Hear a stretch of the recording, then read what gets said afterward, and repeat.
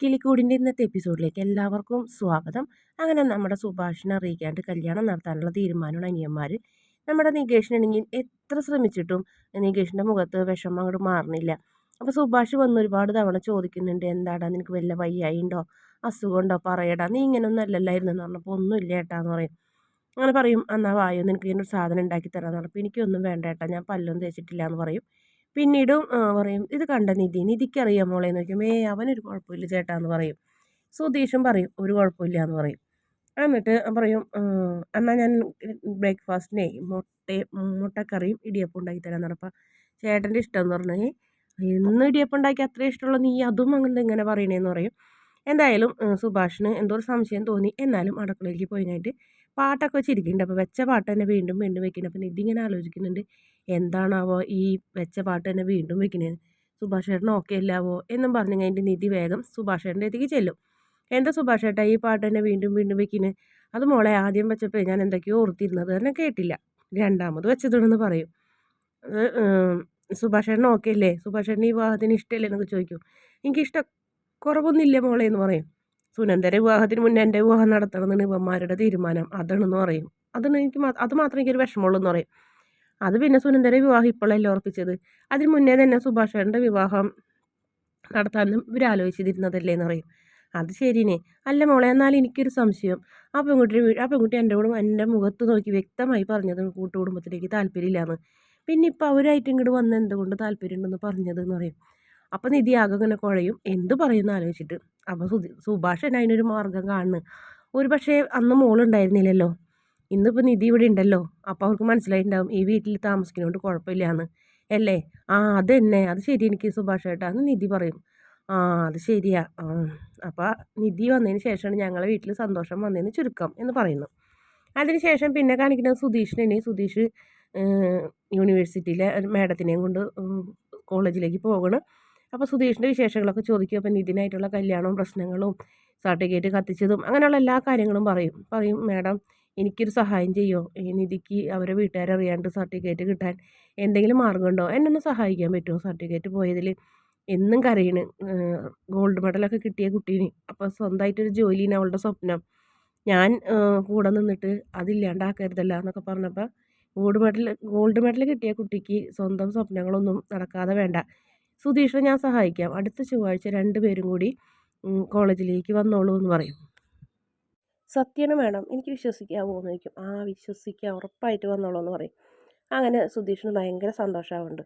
അതിനുശേഷം പിന്നെ കാണിക്കുന്നത് ഭാസ്കരനാണ്. ഭാസ്കരൻ ചിക്കൻ കറി ഇങ്ങനെ ബ്രാൻഡി കുടിക്കുന്നുണ്ട്. ചിക്കൻ കറി ഇങ്ങനെ കൈയിട്ട് വാരിയും കഴിഞ്ഞിട്ട് തിന്നണം, ആ കൈ വായലിടണം, പിന്നെയും കൊണ്ട് അതിലിടണം.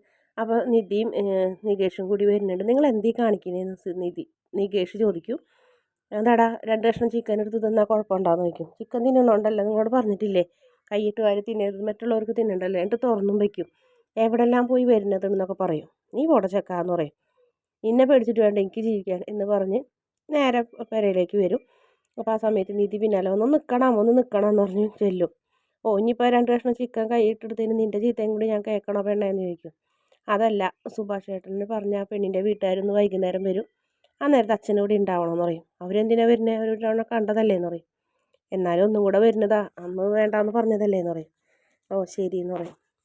എന്തായാലും ഇന്നല്ലെങ്കിൽ നാളെ അവർ വരുമ്പോൾ സുഭാഷിനോട് പറയില്ലേ, അന്നവൻ പറയില്ലേ ഇനിയന്മാരെ വിട്ട് അവന് പോകാൻ പറ്റില്ല എന്നൊന്നും, പറയാതിരിക്കാൻ നമുക്ക് പരമാവധി നോക്കാമെന്ന് പറയും. ആ എന്തെങ്കിലും ആവട്ടെ എന്ന് പറയും. നീ സ്വീറ്റ്സ് മേടിക്കാൻ നീ പോകണ്ട, ഞാൻ പോയി മേടിച്ചിട്ടുണ്ടരാന്ന് പറയും. ഭാസ്കരൻ അങ്ങോട്ട് പുറത്തേക്ക് പോകും. ഓ ഇനിയിപ്പോൾ വായ വയ്ക്കാൻ പറ്റാത്ത എന്തെങ്കിലും മേടിച്ച് വരും, ഞാൻ പോയിട്ട് വരാമെന്ന് പറയും. വേണ്ട, അച്ഛൻ പൊക്കോട്ടെ, അച്ഛൻ എന്തായാലും നിങ്ങളെക്കാളും ലോകപരിചയമുള്ളതല്ലേ, നല്ലത് ഏതാ ചീത്ത ഏതാന്നൊക്കെ അച്ഛൻ അറിയാൻ പറ്റുമെന്ന് പറയും. അതിനുശേഷം നികേഷിൻ്റെ മുഖത്തേക്ക് നോക്കിയപ്പോൾ നിധിക്ക് വല്ലാത്തൊരു വിഷമമായി. അപ്പം നിധി ചോദിക്കും, നികേഷേ നീ ഓക്കെ അല്ലേ, നിന്നെ കണ്ടിട്ട് എനിക്ക് തന്നെ സങ്കടം വരുന്നുണ്ടല്ലോടാ, നിൻ്റെ മുഖമൊക്കെ ആകെ ഡള്ളായിട്ടിരിക്കുന്നു പറയും. ഞാൻ ഓക്കെ നേട്ടത്തി, സുഭാഷ് ഏട്ടൻ്റെ കല്യാണം നടക്കണേൽ എനിക്ക് സന്തോഷമുള്ളൂ, പക്ഷേ സുഭാഷ് ഏട്ടൻ്റെ ഇവിടുന്ന് പോണ കാര്യം എനിക്ക് ആലോചിക്കാൻ പറ്റില്ല, കല്യാണം കഴിഞ്ഞ് കഴിഞ്ഞാൽ സുഭാഷ് ഏട്ടനെ കാണാൻ ചെല്ലണ്ടാന്ന് അവരെങ്ങനെ പറഞ്ഞാലോ എന്ന് ചോദിക്കും. അങ്ങനെയൊന്നും അവർ പറയില്ലടാ എന്ന് പറയും. അത് നിധി ഞങ്ങളുടെ നികേഷിൻ്റെ മുഖത്തേക്ക് ഇങ്ങനെ സൂക്ഷിച്ച് നോക്കുമ്പോൾ നീ ഉള്ളിൽ നിലവിളിക്കുന്നത് എനിക്ക് കേൾക്കാൻ കഴിയുന്നുണ്ടടാ എന്ന് പറയും. അത് കേട്ടപ്പോൾ നമ്മുടെ നികേഷിൻ്റെ കണ്ണൊക്കെ നിറയും. ഞാൻ ഈ വീട്ടിലേക്ക് വരുമ്പോൾ നിങ്ങളെൻ്റെ ആരും അല്ലായിരുന്നു, ഞാൻ നേരെ ഈ വീട്ടിലേക്ക് വന്നിരുന്നെങ്കിൽ നാട്ടുകാരോടൊക്കെ ചോദിച്ചിട്ടാണ് ഈ വീട്ടിലേക്ക് വരാൻ എനിക്കൊരു അവസരം ഉണ്ടാവുകയാണെന്നുണ്ടെങ്കിൽ ഞാൻ സമ്മതിക്കില്ലായിരുന്നു അവർ പറഞ്ഞത് കേട്ടിട്ട്. പക്ഷേ ഇതൊന്നും ഇല്ലാണ്ട് ഞാൻ നേരെ ഈ വീട്ടിലേക്ക് വന്നത് കൊണ്ടല്ലേ എനിക്ക് നിങ്ങളെ മനസ്സിലാക്കാൻ കഴിഞ്ഞത്, ഈ വീട്ടിലെ ഓരോരുത്തരെയും മനസ്സിലാക്കാൻ കഴിഞ്ഞത് എന്ന് പറയുമ്പോൾ നമ്മുടെ നികേഷ് ഇങ്ങനെ പൊട്ടിക്കരയുന്നു, ഭയങ്കര സങ്കടം. പിന്നീട് നിധിയുടെ ഫോണിൽ നിന്ന് കവിത വിളിക്കുന്നുണ്ട്. കവിത വിളിച്ച് സുഭാഷിനോട് സംസാരിക്കുന്നുണ്ട്. അപ്പോൾ പറയുന്നുണ്ട്, കണ്ട കറങ്ങി തിരിഞ്ഞ് നമ്മൾ തന്നെ ഒന്നിക്കാനുള്ള യോഗം ഉണ്ട്, അതുകൊണ്ടാണ് എനിക്ക് ഒരുപാട് വിവാഹാലോചനകളൊക്കെ വന്നു, പക്ഷേ കുറേ പേര് എനിക്ക് ഇഷ്ടപ്പെട്ടില്ല, എനിക്ക് ഇഷ്ടപ്പെട്ടവരെ വീട്ടുകാർക്ക് ഇഷ്ടപ്പെട്ടില്ല എന്ന് പറയും. ഇനിയിപ്പോൾ 10 വർഷം കഴിഞ്ഞിട്ടായാലും നമ്മുടെ കല്യാണം കഴിഞ്ഞ് കഴിഞ്ഞാൽ ഞാൻ പറയും എനിക്ക് പരിപ്പൊടി ഉണ്ടാക്കാൻ പഠിപ്പിച്ചു തന്ന ആളാണെന്ന് പറഞ്ഞെന്ന് പറഞ്ഞ് അവർ രണ്ടുപേരും കൂടെ പരസ്പരം അങ്ങോട്ടും ഇങ്ങോട്ടൊക്കെ ചിരിക്കുന്ന കണ്ടപ്പോൾ അനിയന്മാർക്കും നിധിക്കൊക്കെ സന്തോഷമാവുന്നുണ്ട്. പിന്നെ കാണിക്കുന്നത് നിധി ഇങ്ങനെ ഒരുങ്ങിയൊക്കെ ഇരിക്കുന്നുണ്ട്, വീടൊക്കെ എന്നാൽ അത്യാവശ്യം സെറ്റപ്പൊക്കെ ചെയ്ത് ഇങ്ങനെ സന്തോഷത്തോടെ റെഡി ആയിരിക്കുന്നു. അപ്പോഴത്തേനും കാറ് വരുന്നുണ്ട്. കാറ് വരുമ്പോൾ ഭയങ്കര സന്തോഷമാവും നിധിക്കൊക്കെ. അപ്പോൾ ഭാസ്കരൻ പുറത്ത് നിൽക്കുന്നുണ്ടാവും. നമസ്കാരം എന്നൊക്കെ പറഞ്ഞ് വായോ വെൽക്കം എന്നൊക്കെ പറഞ്ഞിട്ടുണ്ട്. അപ്പോൾ നമ്മുടെ ബ്രോക്കർ ഭാസ്കരനോട് പറയുന്നുണ്ട്, കണ്ട ഇവിടുത്തെ ചെക്കൻ ഈ പെൺകുട്ടി എന്നെ ഭാര്യയായിട്ട് കിട്ടാൻ യോഗം എന്ന് പറയും, താലിയിട്ട് കഴിയട്ടെ എന്നിട്ട് മതി തള്ളെന്ന് പറയും. എന്നിട്ട് അവരകത്തേക്ക് വിളിച്ചുകൊണ്ട് പോയി സ്വീകരിക്കുന്ന ഒരു ഭാഗമാണ് കാണിക്കുന്നത്. അതിനുശേഷം സുഭാഷിനോട് പറയുന്നുണ്ട്, ഇതേ അവർ വന്ന് വേറെ റെഡിയാവും, സുഭാഷേട്ടൻ എന്തെങ്ങനെ ഇരിക്കണേന്നൊക്കെ ചോദിക്കും. അപ്പോഴും സുഭാഷിൻ്റെ മുഖത്ത് വല്ലാത്തൊരു വിഷമം. പിന്നെ അവരെല്ലാവരും കൂടെ അകത്തേക്ക് കയറി ഇരുന്ന് സംസാരിക്കുന്ന ഒരു ഭാഗമാണ് എപ്പിസോഡിൻ്റെ അവസാനം കാണിക്കുന്നത്. പിന്നീട് പ്രൊമോയിൽ കാണിക്കുന്നത് സുധീഷും ഹരീഷും കൂടെ ഗംഭീര ഇടി, താഴത്ത് കിടന്ന് കെട്ടിപ്പിടിച്ച് കിടന്ന് ഇടി കൂട്ടുന്നത് സുഭാഷിനോ നികേഷിനോ ഒന്നും നിയന്ത്രിക്കാൻ കഴിയുന്നില്ല. അത്രമാത്രം വലിയ ശക്തിയിൽ എന്തോ കാര്യമായിട്ട് ഇടി കൂടുന്നുണ്ട്.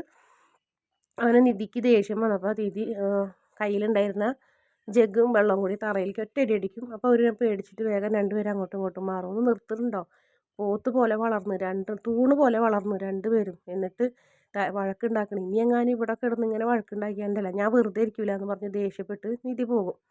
അപ്പോൾ നികേഷ് പറയുന്നുണ്ട്, നിങ്ങൾ കാരണം ഏട്ടത്തി ഇവിടെ നിന്ന് പോകാൻ ഇടവായിട്ടുണ്ടെങ്കിലല്ല ഞാൻ രണ്ടെണ്ണത്തിനെ ചവിട്ടി ഇവിടുന്ന് പുറത്താക്കും, ഏട്ടത്തി നമുക്ക് വേണ്ടിയിട്ട് ഇവിടെ നിൽക്കണേന്നും കൂടി ആലോചിച്ചെന്നൊക്കെ പറഞ്ഞ് നികേഷും ചേട്ടന്മാരോട് പൊട്ടിത്തെറിക്കുന്നതാണ് പ്രൊമോയിൽ കാണിക്കുന്നത്. വീഡിയോ ഇഷ്ടപ്പെട്ടാൽ ചാനലൊന്ന് സബ്സ്ക്രൈബ് ചെയ്യണേ.